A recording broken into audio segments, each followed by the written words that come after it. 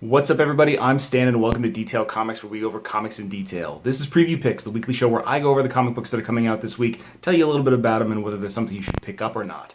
To start off with, we're going to talk about Spider-Man number 2, number 3. So this is the kind of crossover story that deals with the first Spider-Man story and the cliffhangers left hanging. And to be perfectly honest with you, this is a few years too late and something that I'm very much not interested in, so it's not my recommendation to go pick it up. Along that same line, we also have Invincible Iron Man number 11. It's something that I might have to pick up out of obligation simply because it's teasing the prologue to one of the biggest Iron Man stories in history. So I'm not sure if Brian Michael Bendis is exaggerating on this one, but Invincible Iron Man's been a good read. However, I do feel like in a lot of cases not necessarily the best iteration of this book that it could have been. But that's the kind of case that I've had with it for quite some time. Pretty much since the first few issues, I thought things were handled a little bit weirdly. However, one of the books that I am really excited about reading is Amazing Spider-Man Renew Your Vows number 11. So this has been a great book, just dealing with this alternate universe where Peter Parker is married to Mary Jane, and they've got a great little daughter, and it's just a really good tale. I wish that Jerry Conway stuck around for the writing duties a little bit longer, but Ryan Stegman has filled in the gap beautifully. So he's got a lot of potential as a writer, and it's going to be the last taste that we really get of this before we get a time jump moving on to Amazing Spider-Man Renew Your Vows 13, so 11 and 12 are going to be very important. Next, let's talk about Descender number 24, which is The Rise of the Robots, and this is just a story that I've been enjoying for quite some time now, probably going on 2 years at this point in time, which is Jeff Lemire and Dustin Nguyen's really colorful and beautiful space opera epic kind of thing about the destruction of an entire planet by a robot that has this DNA and code that charts back to Tim 21, this robot that grew up on some far mining moon. And it's just a great story. The characters are really well developed. Like I said, the art is beautiful, so it's something that I really recommend, but you're really going to have to go back to the beginning on this one. And I recommend all of them. You know, like every single arc of Descender has been great, and it's one of my most recommended independent books, period. After that, we're going to talk about Peter Parker's Spectacular Spider-Man number 4. This is by Chip Zdarsky with Adam Kubert, doing the art. So it's just a really fun book. He's writing Spider-Man really well. He's writing Peter Parker really well. He's got the integration of, the Human Torch, which is really good practice for writing Johnny Storm based on his upcoming projects, but we'll talk about those in another video. Overall, Peter Parker's Spectacular Spider-Man is a very fresh take on the current Spider-Man situation, and I really like it. After that, we're going to talk about Superman number 21. So Superman number 21 starts up a storyline where they're dealing with an interview of Deathstroke. So Lois Lane's going to put her life on the line to go interview the Terminator, and it's really going to be kind of... I really like it. It looks like it was going to be a different story arc where it was talking about Lex Luthor and his ability to take over stuff and things like that, but I think that they kind of shelved that just for a little bit to see how everything resolves with Action Comics, because it could possibly impact the overall storyline, and Action Comics storyline for the Oz Effect is going to override into Doomsday Clock, so there's going to be a whole hell of a lot going on at one point in time for Superman, and it's probably best to keep everybody on the same page. Either way, this looks like it's going to be a really fun issue, or at least the start of a really short, fun arc, so I'm really excited about that.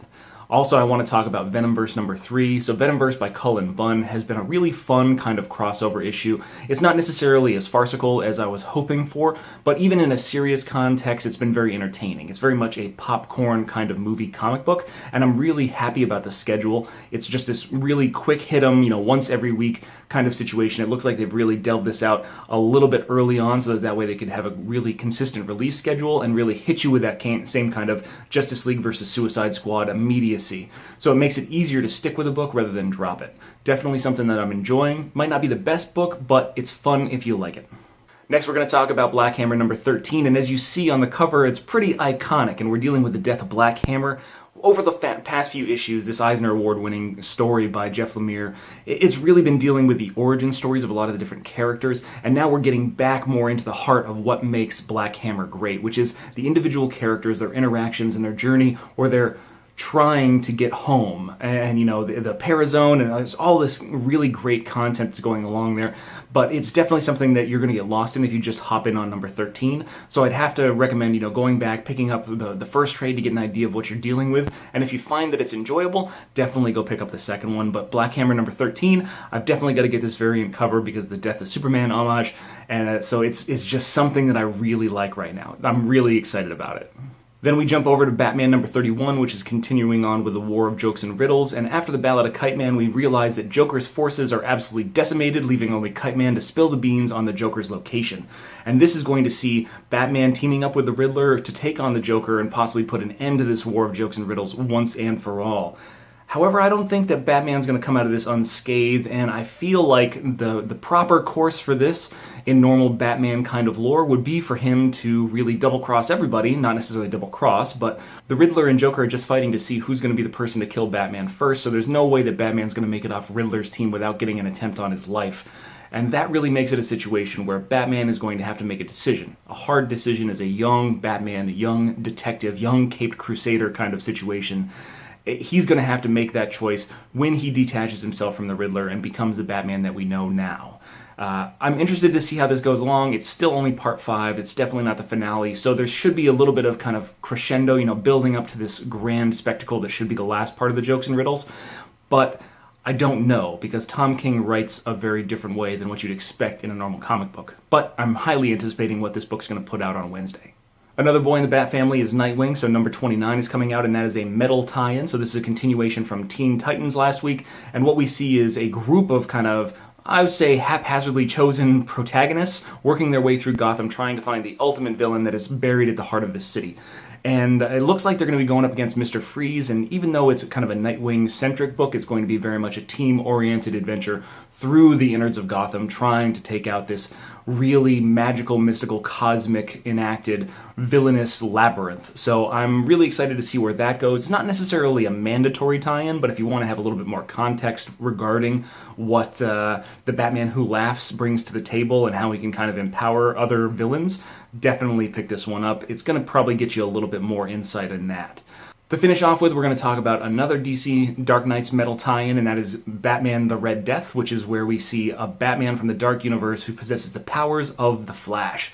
So this is going to be pretty interesting, and it's definitely the book that I'm going to pick to review myself on Thursday. So I'm going to pick at least one book to, for me to do, so that way, I can continue to get into the rhythm of getting the channel back in order and putting everything together. I'm really excited to see where this one goes, and it's definitely the one that I'm going to be choosing myself. The last book I want to talk about is Bloodshot Salvation from Valiant, and this is going to be a number 1 issue, again written by Jeff Lemire, who did a great job on the first Bloodshot, and I'm really excited to see where this goes because I haven't really jumped into Valiant, so I'm going to give at least a few of the books a shot to see if they can kind of pick me up and grab my interest. So it's definitely a book that I'm going to be taking a look at and something that I think you guys should take a look at too. To finish things off, we're going to do things a little bit different. I've already picked Batman the Red Death as the book that I'm going to review this week, but I want to know what you guys want me to review, so I'm going to be putting up this poll card in the upper corner, and what that's going to do is it's going to include all the books that are guaranteed to be on my pull list. So whichever book gets the most votes is the other one that I'm going to review on Thursday or Friday. It's going to come out this week, and I'm going to go a little bit more in depth into the storyline, the art, and where everything's really going in that story. If you don't see the book that you want reviewed on there, hit me up in the comments down below, and if you get more comments on that particular book than anything in the poll, I will do that one. So I want to make sure that you guys get the content that you guys are looking for. Those are the books that I'm going to be picking up this week, but I want to know what you guys think as well, so hit me up in the comments down below if you have any theories or anything like that. And as always, if you like what you see, hit the like button. Don't forget to subscribe to get more news, reviews, and commentary on comic books, comic book movies, comic book TV shows and games, and anything and everything having to do with comics.